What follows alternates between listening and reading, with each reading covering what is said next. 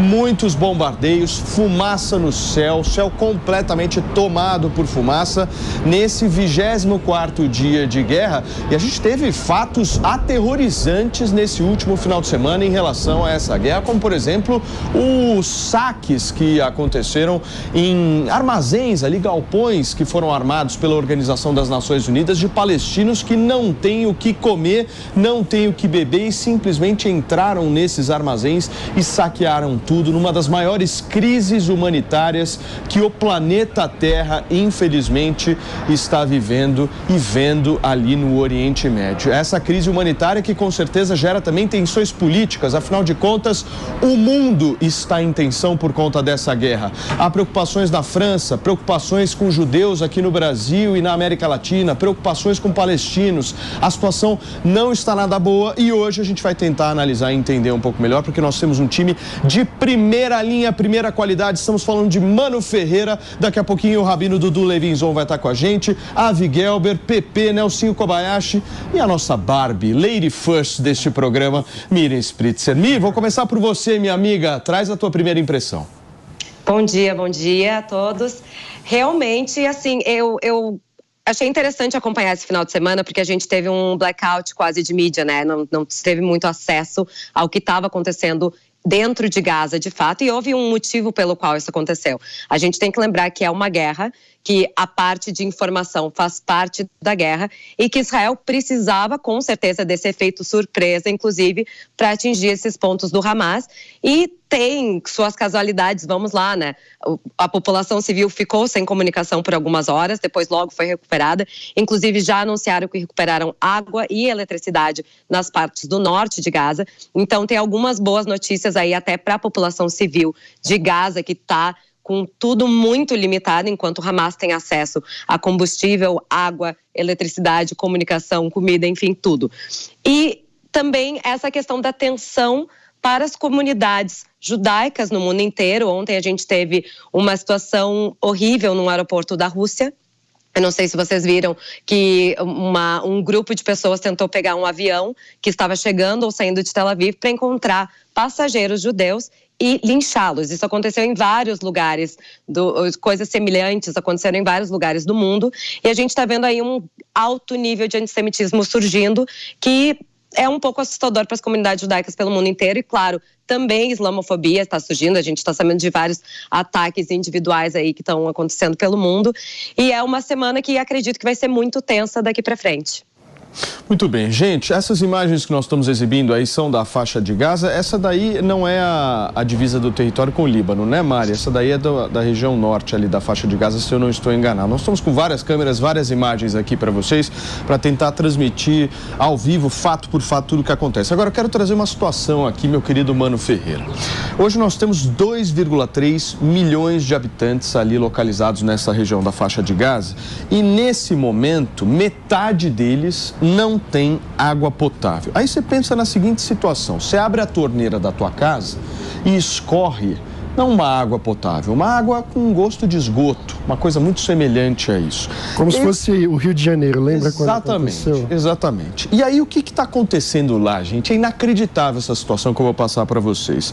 Os habitantes da faixa de Gaza estão, nesse momento, indo ao mar para tomar banho, lavar suas roupas e limpar os utensílios de cozinha. Só para vocês terem uma ideia da dimensão da crise humanitária que a gente está vendo. Agora, Mano, até quando isso vai perdurar na sua avaliação? Essa é a grande questão, né? É muito desesperador pensar na situação humanitária dos civis que estão na faixa de Gaza, que já eram reféns do Hamas, no sentido de que o Hamas não permite a manifestação de diversidade, de pluralidade. O Hamas é um grupo terrorista fanático que acha que todos os seres humanos devem seguir a mesma linha de comportamento que eles seguem, e agora passa por essa situação absolutamente catastrófica. Até quando isso deve durar? Pelo que temos acompanhado. Isso deve durar até a eliminação completa do Hamas e a construção de um novo modelo de governança na faixa de Gaza, que é a grande discussão, a grande incerteza sobre o dia seguinte dessa guerra, né?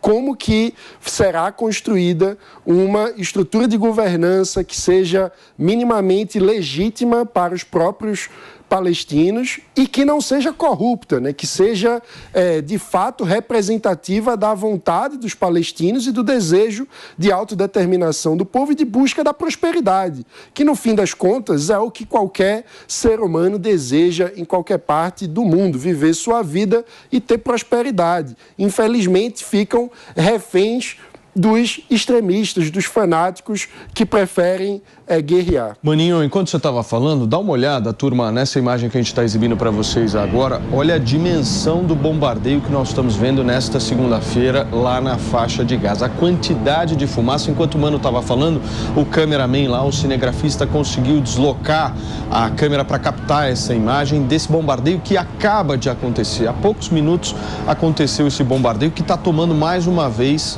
todo o céu da faixa de Gaza. Você não consegue ver nuvem mais, né? Ali na esquerda parece que está subindo mais, né? Impressionante. Pepe, o Mano Ferreira traz aqui a necessidade de se exterminar com o Hamas. Mas a pergunta que eu te faço é, como faz isso? Não se faz, Paulinho. O problema é esse.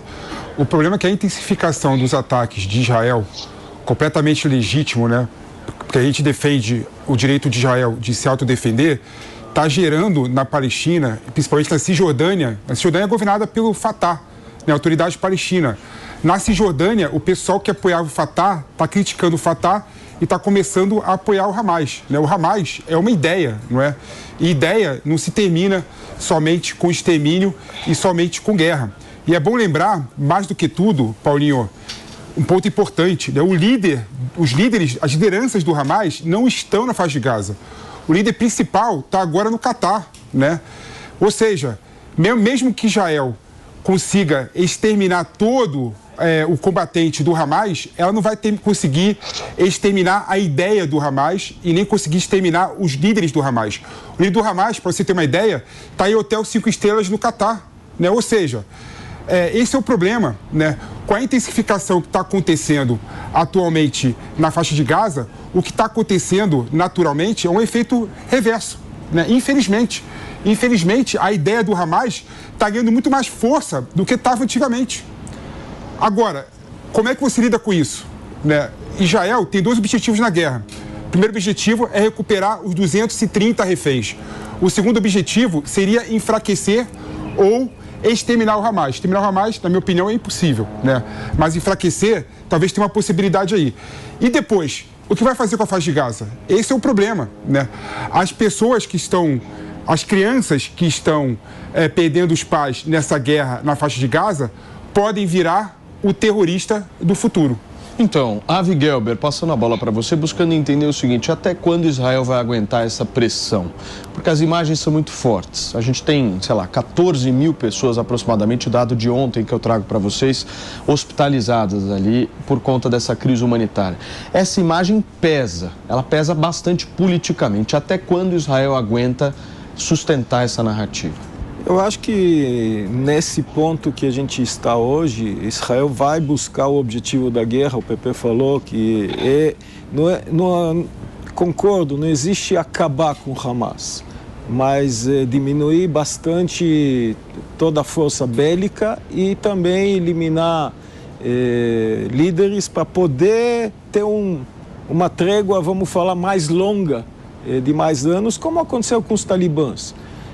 Então, no final, o que a gente tem que entender? Hamas começou lá nos inícios dos anos 90, no final dos 80, com terroristas suicidas.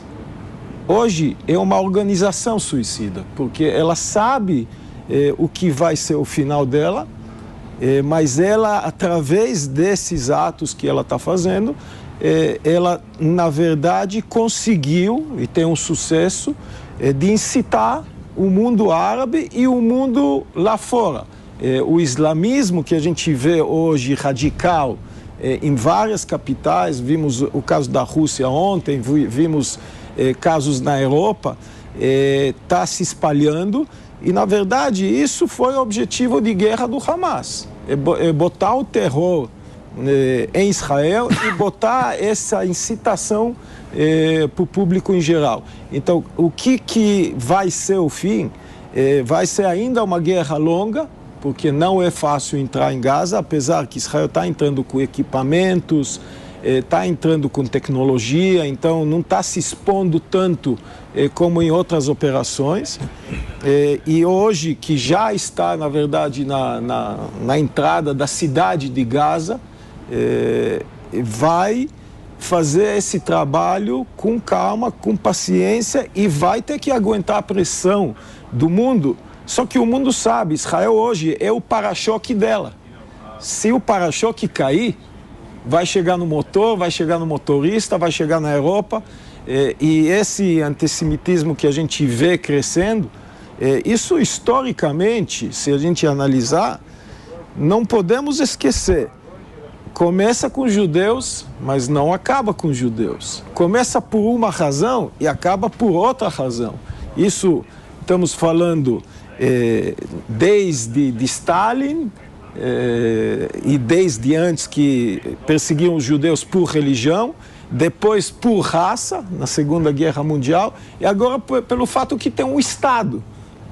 Então, se você pegar, você tem 198 países hoje pelo mundo, você tem um país judeu, um pequeno país. Se você pegar a porcentagem desse país em termos de território, que tanto se fala, é nada, é uma gota no oceano. E assim mesmo, sempre tem a razão de buscar e perseguir isso de uma democracia na região. Então, o mundo está acordando e por isso que você viu a peregrinação dos primeiros ministros da Europa para Israel, tem um motivo. Eles estão começando a sentir isso dentro de casa. Então, quanto mais afastar, deixa Israel guerrear, como o Irã faz com o Hamas, com o Hezbollah.